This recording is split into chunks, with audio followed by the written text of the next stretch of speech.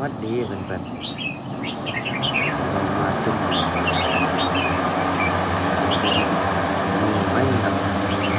มีมือไม่จริงๆเลยจริงๆแล้ว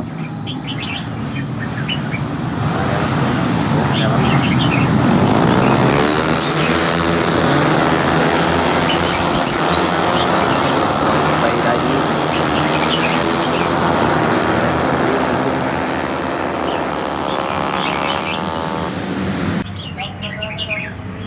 ลุงเงินมาแล้วครับที่เรื่อง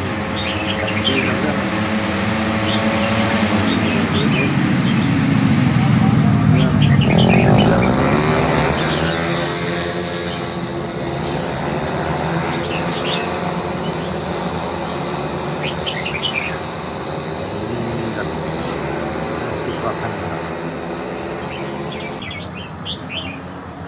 มาแล้วครับสีเรื่องอย่างนั้นดูเรื่องตามมา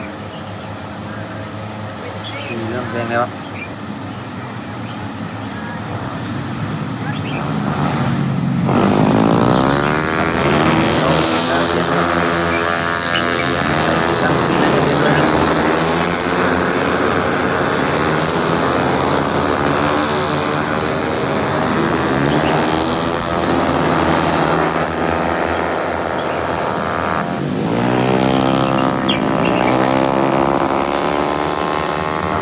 โค้งซ้ายลงเนินมาแล้วครับ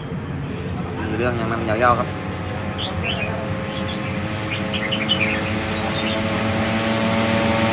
เรื่อง3 ทีอันดับเบียนนะครับ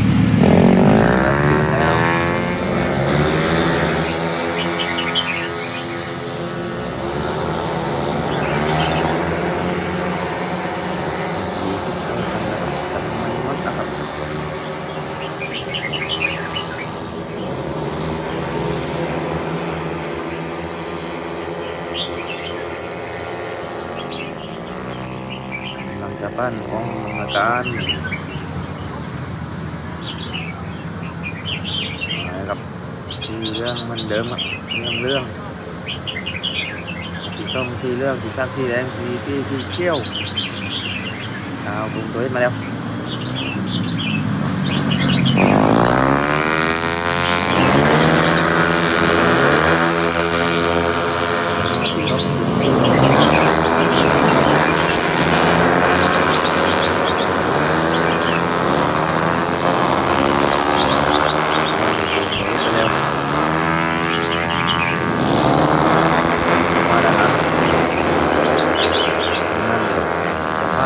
ยาวปูนทรายยาวลงเพิ่มแล้วนึ่งนำยาวๆครับสีเรื่องเดิมสีส้มกับสีเรื่องสีซ้ำสีแดงครับรับสีส้มสีซ้ำเทียบแล้วครับ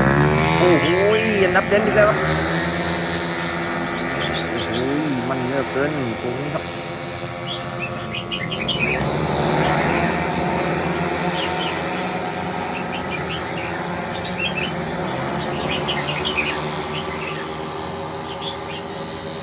นั่งก็เสียบมันเหมือนกันนะครับ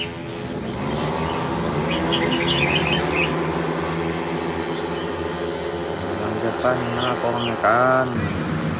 ต่างตุ้งมาแล้วครับปั้นมาแล้วหลังจากเข้าคงตัวเรื่องสีแดงอันดับเด่นอีกแล้วครับ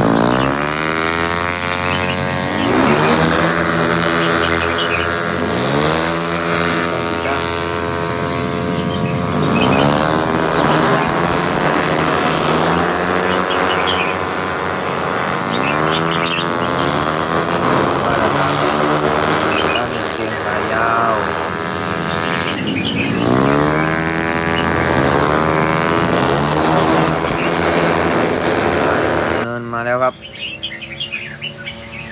สีนึ่งนำยาวๆเลยครับสีแดงเสียบอีกแล้วครับโอ้โหแหลกกันมันครับสีส้มสีซ้ำสีห้ายังเหมือนเดิมครับ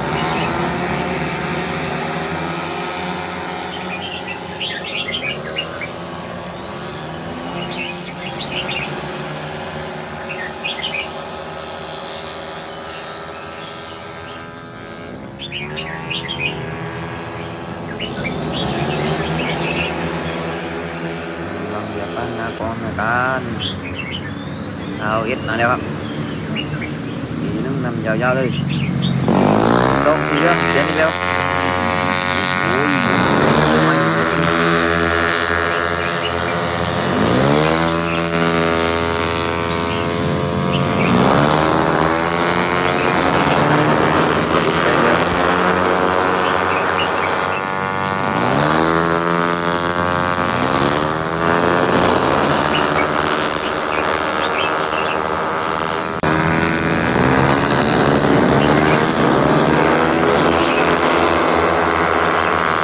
บ้านโคงทรายด้านหลังครับบ้านโคงทรายลงเนินมาแล้วทีนึงนำยาวๆครับทีสองทีสามมาไงโอ้คนนี้รอบนี้สีแดงเทียบไม่ได้นะครับ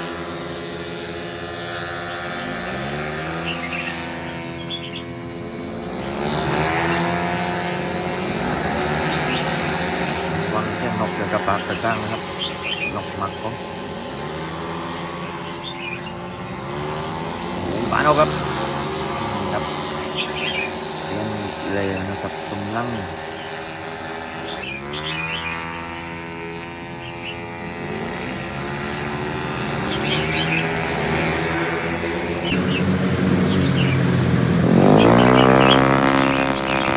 มาแล้วครับกำลังจะขับรถ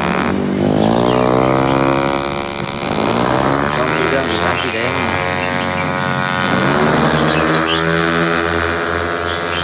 เที่ยวแบบ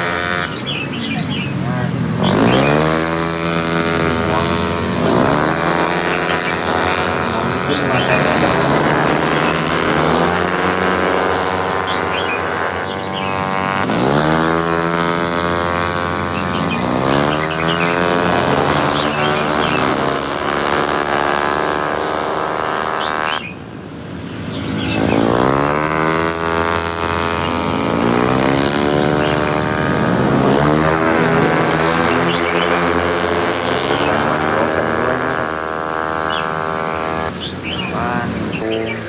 ยาวลงเนินมาแล้วครับทีนึงยาวๆครับ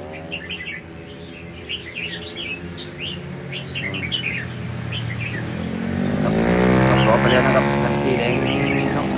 นขับรถนะครับโอ้โหสีแดงเทียบนะครับสีต้องสีน้ำเปลี่ยนอีกแล้วครับ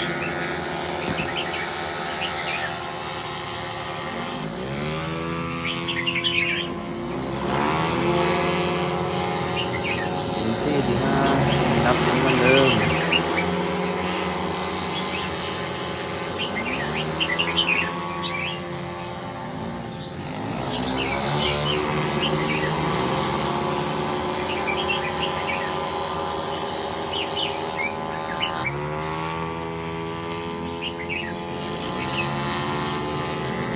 เยอะนะครับ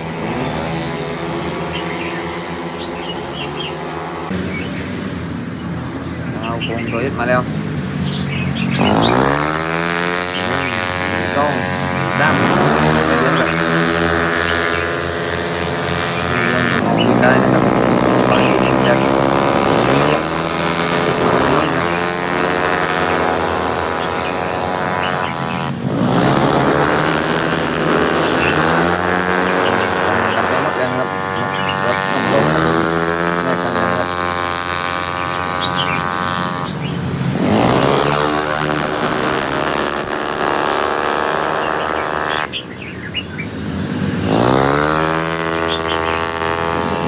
ปั้นโครงทรายด้านหลัง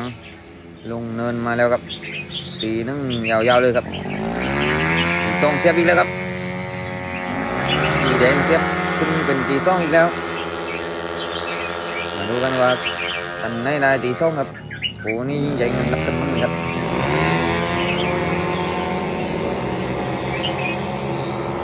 โอ้โหบ้านเอาไปโอ้โหนับเลี้ยงครับเอา7 8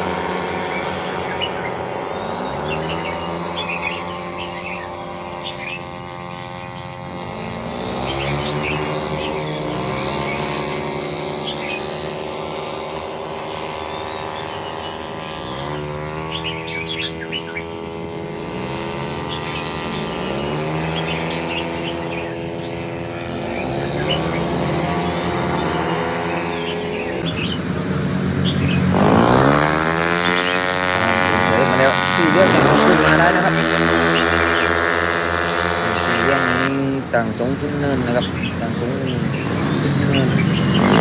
เร่งเร่งกว่านะครับเพื่อนจางจงที่เริ่มขึ้นเราจางจงที่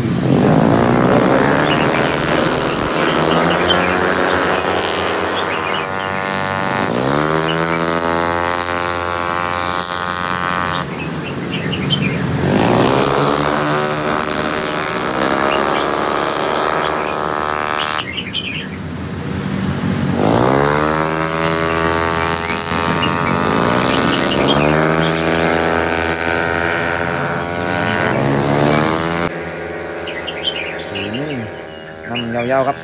ตีช่องตีซ้ำว่าไงตีแดงเสียบอีกแล้วครับโอ้โหมันจริงจริงตรงนี้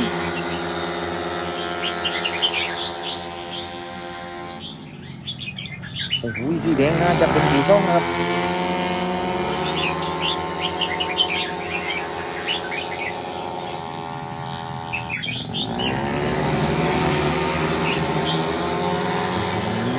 สีส้มสีซ้ำบนอันดับเป็นมันเหลือเกิน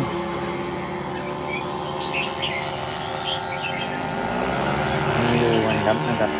เป็นใต้ทิศไม่ได้ใต้โดนข้าวเส้นนะครับ